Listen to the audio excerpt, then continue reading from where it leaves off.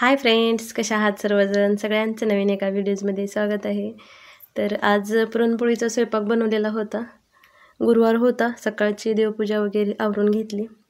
आता मी 11 गुरुवारचा संकल्प केलेला होता आणि त्याचा आज 11वा गुरुवार म्हणजे शेवटचा गुरुवार होता. त्याचं उद्यापन करायचं होतं मला.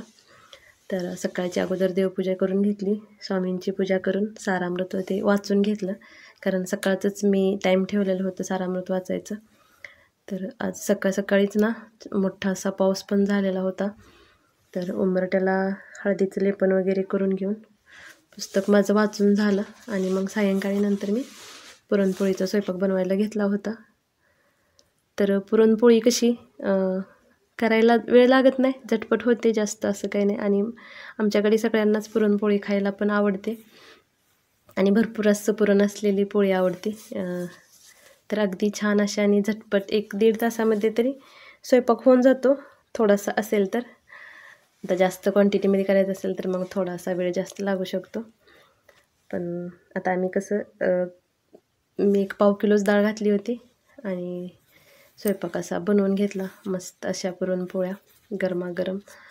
तर कशा पद्धतीने मी पुरणपोळी करते तर ते दाखवते तुम्हाला व्हिडिओमध्ये. तर बघू शकता, पोळी असं पुरण काटापर्यंत गेलं जातं पूर्ण आणि पोळी अशी टम्म फुगलेली असते. तर अगोदर काय केलं, कुकरमध्ये पाणी ठेवलं. आता कुकरमध्येच डाळ लावते. तर त्याच्यामध्ये थोडीशी हळद आणि तेल घातलं आणि डाळ हरभऱ्याची स्वच्छ 2 ते 3 वेळा धुवून घेते. डाळ धुवून त्याच्यामध्ये घातली. आता मोठ्या गॅसवरती 1 शिट्टी आणि बारीक ह्याच्यावरती 2 अशा केले की व्यवस्थित अशी शिजली जाते डाळ. तर डाळ लावली की लगेचच कणिक मळून घेतली. कणिक मळताना थोडंसं मीठ, थोडंसं तेल घालायचं आणि छान अशी पातळ अशी कणिक मळून घेते. पुरणपोळीला कसं अगदी पातळ अशी कणिक पाहिजे असते. तर तोपर्यंत डाळ पण शिजलेली होती. तर अगोदर मी हे करून घेतलं, आमटीचा मसाला, लसूण वगैरे सोलून, आलं लसूण भज्याचा कांदा वगैरे चिरून ठेवला. तोपर्यंत कुकर थंड झाला की लगेचच मग डाळ काढून घेतली, चाळणीमध्ये काढली आणि तांदूळ धुवून ठेवले होते. लगेचच मग डाळ काढली की त्याच कुकरमध्ये परत भात लावते, म्हणजे झटपट होऊन जातं, म्हणजे जास्त वेळ जात नाही. तर लगेच तो कुकर लावून दिला. आता कांदा, मिरची वगैरे, आलं लसूण हे सगळं मी मसाला तयार करून घेतलं होतं. तर अगोदर भज्याचं पीठ मळून घेतलं. तर कांदा, मिरची, कोथिंबीर, थोडासा ओवा हातावरती चोळून, थोडीशी हळद पण घालते, हळद, मीठ, थोडंसं लाल तिखट, सोडा नंतर तळायच्या अगोदर घालते. अगोदर सोडा आणि थोडंसं तेल नंतर घालते आणि थोडंसं मीठ टाकून मग पीठ असं भिजवून ठेवलं.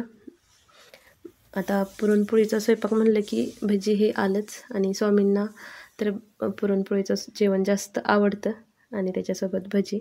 तर मग मी असंच आज मेनू केला होता. तर लगेचच मग भात पण झाला. गुळवणी पण करून घेतलं. आमच्याकडे गुळवणी, पोळी, दूध, तूप असं आवडतं खायला. तर ते पण बाजूच्या गॅसवर ठेवलं.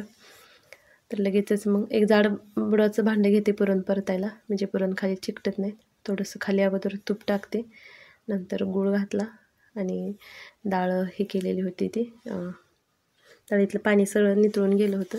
तर मग डाळ पण त्याच्यामध्ये घालून आता ही प्रोसेस व्हायला, पुरण परतायला थोडासा वेळ जातो. तोपर्यंत मग आमटीचा मसाला करून मी आमटीला फोडणी देऊन घेते. तर त्याच्यामध्ये थोडंसं मीठ घातलं आणि सुंठ आणि वेलची पूड आहे ते परतून झाल्यानंतर घालते. अगोदरच घातलं तर काय होतं, त्याचा वास मग कमी होतो, त्यामुळं मग लास्टला ते घालते. तर खोबरं आणि जिरं असं वाटून घेतलं अगोदर बारीक आणि नंतर मग त्याच्यामध्ये थोडंसं आलं, लसूण आणि कोथिंबिरीचं देठ असं वाटण तयार करून घेतलं. तर आता वाटण तयार झालं की लगेचच तेलामध्ये थोडंसं जिरं आणि कढीपत्ता घातला, वाटलेलं वाटण घालून भाजून घेतलं. आता पुरण छान असं परतून झालेलं होतं. तर ते साईडला ठेवून दिलं आणि थोडीशी बाजूला कमी तिखटाची पण आमटी करते. मुलांना भात आणि आमटी खायला आवडते, तर ती थोडीशी आणि ही अशी आमटी पण बनवून घेतली. की लगेचच मग तळायला घेतलं. आता कुरडे आणि पापड होतं ते अगोदर तळलं. तोपर्यंत मध्येच 10 चपात्या द्यायच्या होत्या शेजारी, तर त्या करून दिल्या आणि नंतर मग हे बाकीचं राहिलेलं करायला घेतलं. तर भज्यामध्ये थोडंसं तवरून सोडा आणि कडलेलं तेल 1-2 चमचे घालते, म्हणजे भजी जास्त तेलकट होत नाहीत. तर मग ते पण घालून घेतलं, भजी तळून घेतलं. लगेचच मग परत मग पुरणपोळी बनवायला. मुलांना पण आता भूक लागली होती.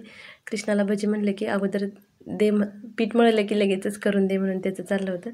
मग थोडंसं नैवेद्यासाठी साईडला काढलं आणि त्याला थोडंसं अगोदर दिलं. कारण पुरणपोळी भजी हे जेवण म्हणजे आवडीनं जेवतात मुलं. आता चपाती जास्त आवडत नाही खायला, पण पुरणपोळीचा स्वयंपाक असेल तर मग आवडीनं खातात. तर मग कणिक पण छान अशी भिजली. कणिक थोडंसं पाणी लावून ठेवायचं, म्हणजे छान अशी मऊ होते.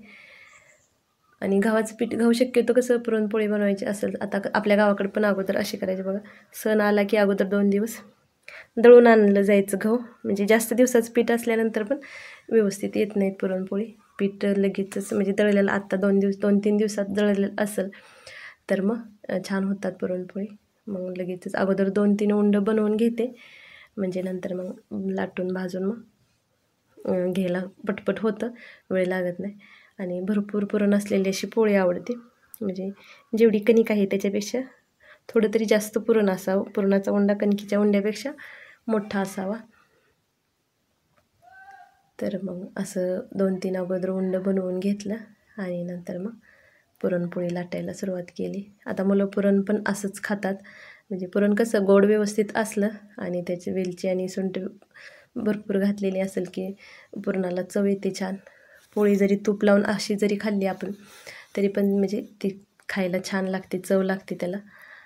तर मग अगोदर एक छोटासा नैवेद्य बनवून घेतला अग्निदेवांसाठी आणि नंतर मग बाकीची मग पुरणपोळी केली. तर पुरणपोळीचा स्वयंपाक असा काही जास्त वेळ नाही जात, म्हणजे होतो करायला गेलं की जास्त नाही वेळ लागत. आता बऱ्याच जणांना पुरणपोळी म्हणले की कंटाळा येतो, पण एकदा का ती सवय लागली ना आपल्याला, आता आम्हाला कसं प्रत्येक सणाला करतोच पोळी, तर त्यामुळं मग ते करायला आवडतं पण. आणि खाणारी पण घरात सगळी कसं आवडीने खाणारे असतील तर मग आपल्याला करायला पण मग ते बरं वाटतं. नाहीतरी काही घरांमध्ये काय होतं की म्हणजे खातच नाहीत पुरणपोळीच. पोळी बनवली तरी एक चपाती बनवायला लागते किंवा चपाती खायची असते, असं होतं. मग कंटाळा येतो तसा, कारण एवढं आपण सगळं हे करायचं आणि नंतर त्यांना खायचीच नसेल तर मग करणाऱ्याला पण मग तो आळस येतो. मग वाटतं नकोच स्वयंपाक, पुरणपोळीचं साधं जेवण बनवलेलं बरं. तर मग असं आवडीनं खात असतील तर मग, आणि गरम गरमच करते. आता जेवढे खायचे आहेत तेवढेच, बाकी राहिलेलं पुरण ठेवते तसंच. आता हे संध्याकाळी करते, तर सकाळी मग बाकी राहिलं तर दुसऱ्या दिवशी सकाळी मग ते पुरण कणिक मळून मग तेवढ्याच गरम गरम अशा करते. पुरणपोळी कशी गरमच खायला छान वाटते. तर मग अशा सगळ्या पोळ्या मी करून घेतल्या होत्या. तर कसा वाटला व्हिडिओ कमेंट करून नक्की सांगा. आणि चॅनलवरती जर नवीन असाल तर चॅनलला सबस्क्राईब नक्की करा. भेटूया नंतर एका नवीन व्हिडिओजमध्ये. श्री स्वामी समर्थ.